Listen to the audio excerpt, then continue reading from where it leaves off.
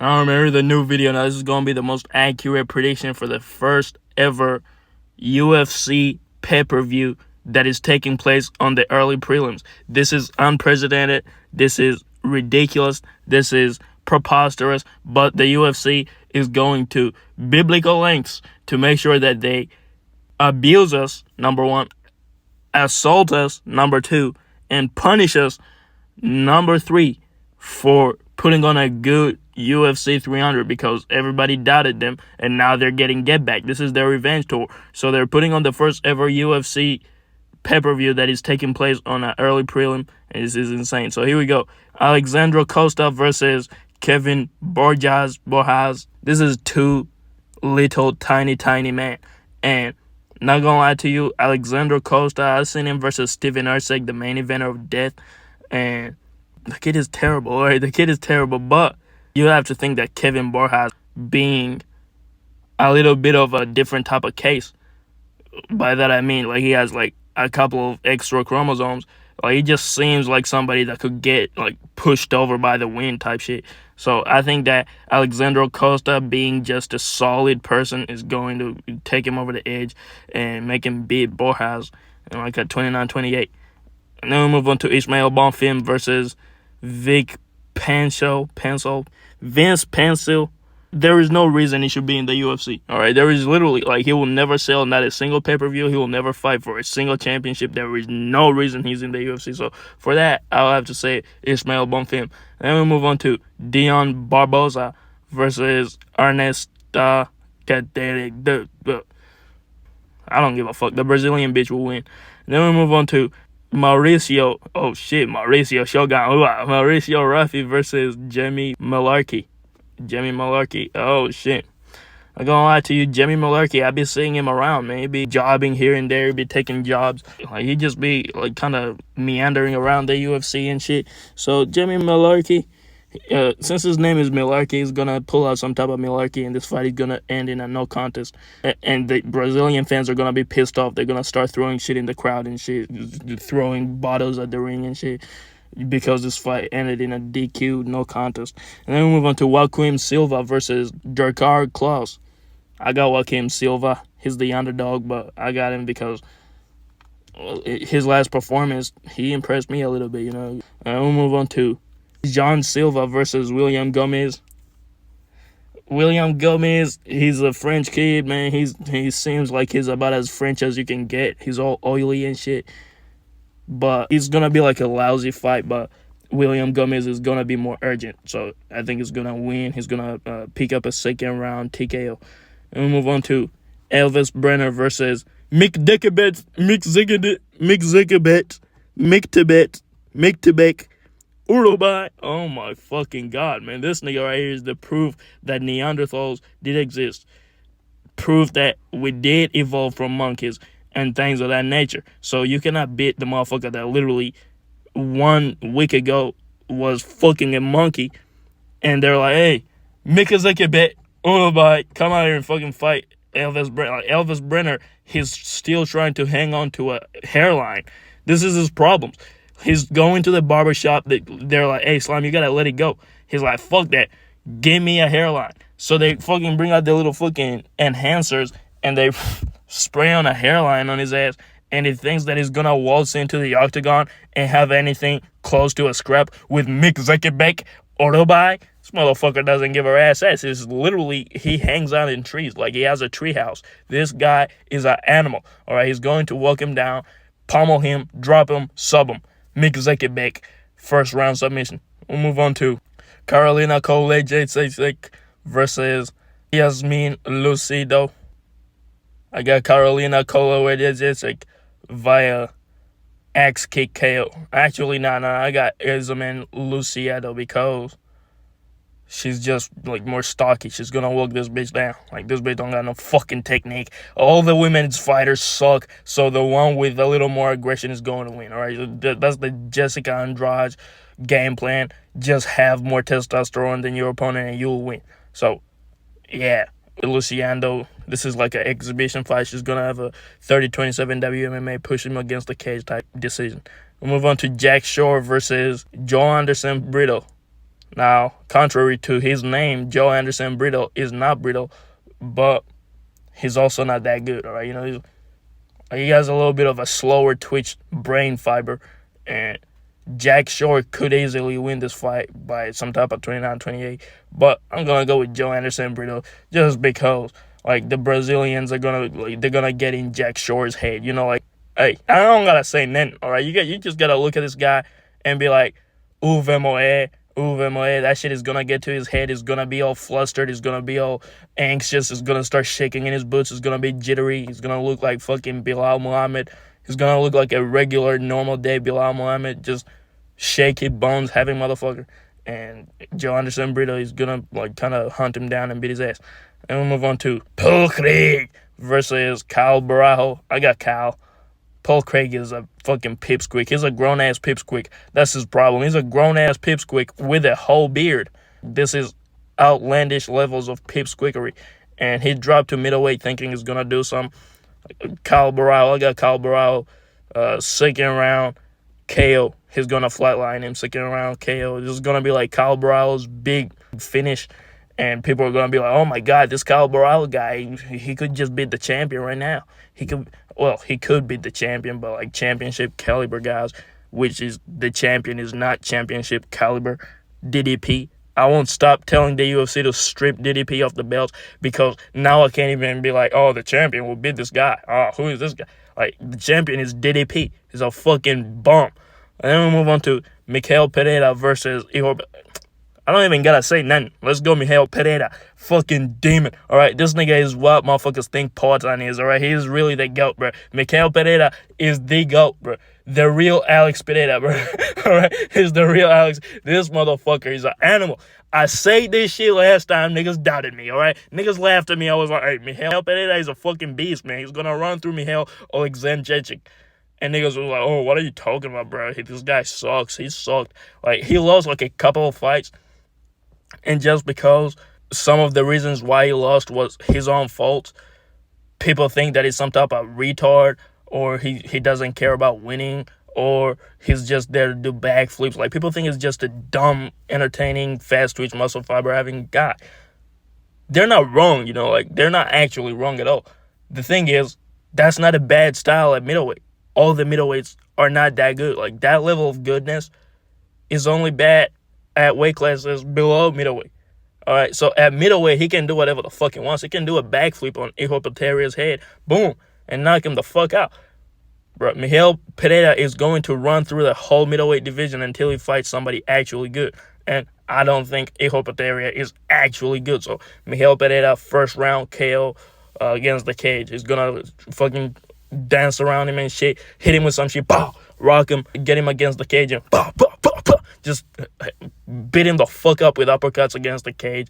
The referee is gonna stop it. Ihor Potierer is falling down. And then we move on to the fake Bogdan Guskov versus Vitor Petrino. I mean, Anthony Smith. This guy could be the fighter in the UFC with the least amount of testosterone. This fucking guy is he's just a bitch. At the end of the day, there's a point where being a bitch is going to cost you fights, all right? He's a little bit of a bitch, all right? He goes out there, he thinks he's the shit. Really, if I had all this athleticism, I would be that good. On paper, like, y'all know the memes, all that type of shit.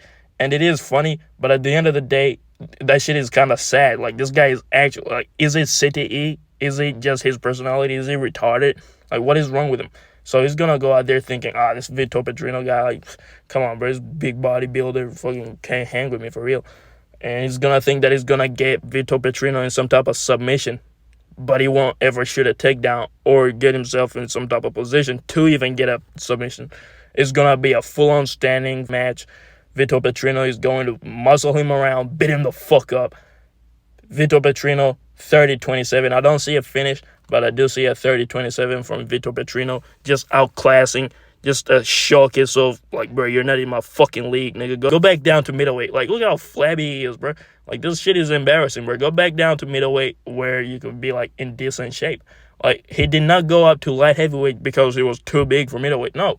He went up to light heavyweight because he wanted to drink more beers and be fat.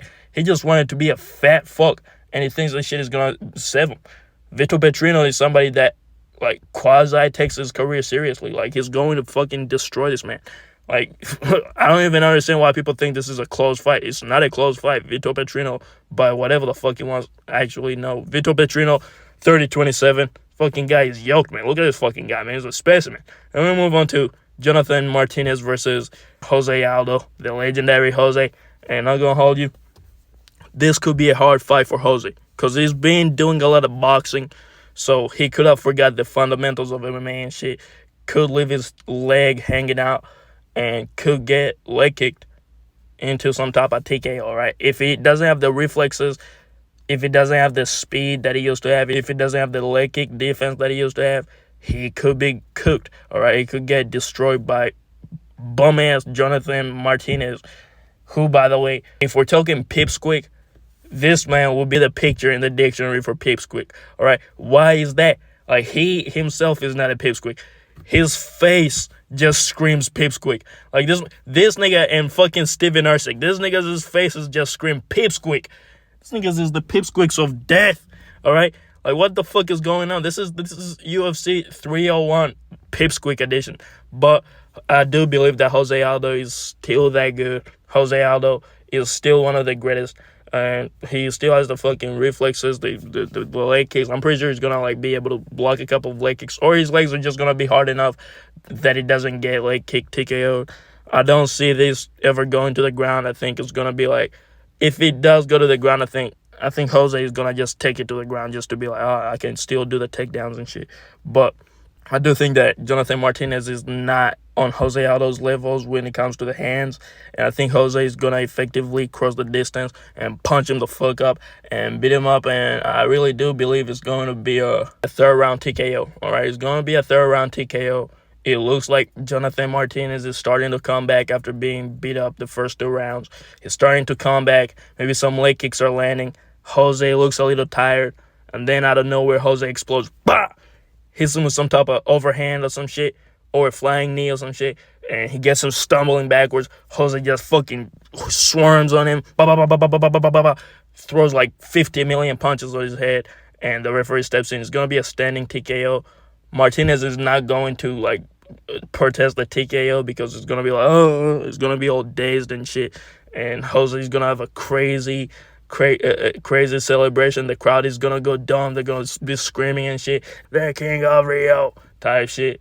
And yeah, man, I hope it doesn't retire if it's still good. All right, if Martinez beats the fuck out of him, then it should retire. But if it's still good, even if it loses like a close decision, I don't think it should retire. I think Jose Aldo could still have it. All right, I think Jose Aldo could still have it. I don't know why he came back. This is kind of random as fuck, but I think it could still go if he's still good, all right?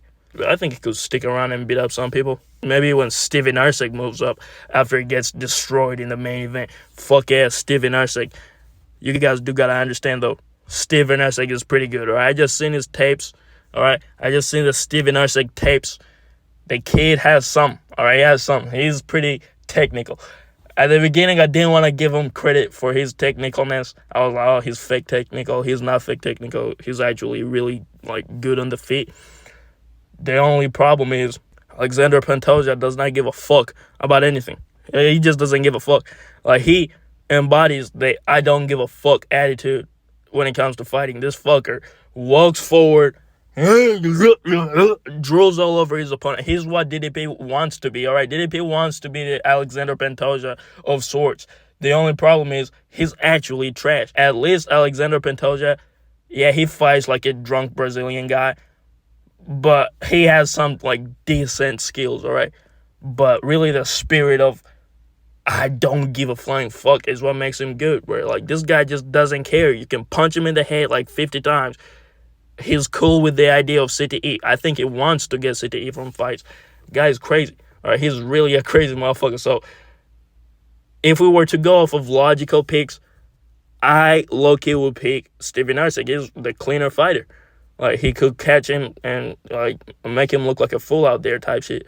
But just simply off of the fact that they're in Brazil, the crowd is gonna be all rowdy and shit. This is the first ever Steven Erceg fight in front of, like, the big spotlight and shit. He looks like a pipsqueak. He looks like a pigeon. He's Michael Scott with a concave chest. He's a fucking cuck looking person. Like, I'm gonna lie, I be talking a lot of shit about Steven Usyk. I don't even know why I don't like the kid. He just has a face that pisses me off. I just wanna fucking curb stomp him or some shit. Like, what the fuck is wrong with this guy, Steven? Why is he looking at me like that, bro? Steven fucking Usyk, bro. I wanna fucking question mark kick him.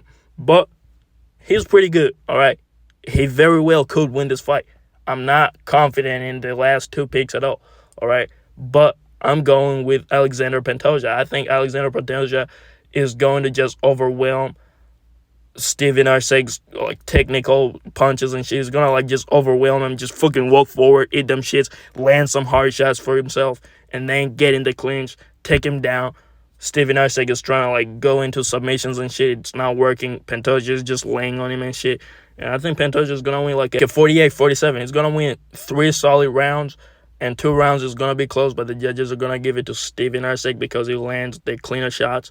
But I think at least Alexander Pantoja, if he does not get KO'd, all right, because Steve does have some pops, all right, he has more pop than most of the flyweights, so he could KO Pantoja with Pantoja's style of just eating shots.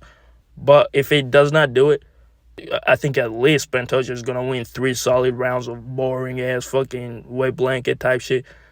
Some decent strikes on the feet too before that, and just pressure, man. He's gonna be pressuring Steve Usyk like Steve Usyk has never seen it before, all right? But Steve Usyk could catch him and knock him out, or just outskill him and show that he's really big Steven Usyk. And if he does that, I'll start putting some respect on his name. It's not guaranteed. He still does have a face that looks like it will be perfect for curb stomping, but I could put some respect on his name if he outclasses Pantoja or KOs him. Because Pantoja is really him. In my opinion, Pantoja is really him. Again, he fights like what DDP wishes he was, alright? Because he fights like a drunk Brazilian retard that does not give a fuck.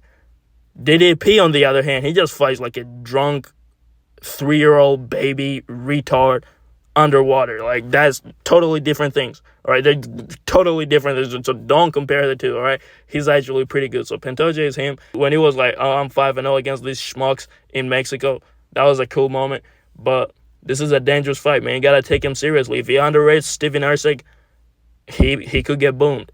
But I do think that Pantoja is just gonna eat all the shots, fucking walk him down like a fucking Terminator, take him down, smother him, smudge him around and shit, land some decent shots, and win a 48-47 or 49-46. I don't think it's going to be a 50-45. I'm most confident in a 48-47 Alexander Pantoja. And that was it for the most accurate predictions for the only UFC pay-per-view that could be viable in the early prelim. You guys go ahead and like and subscribe. I'm out.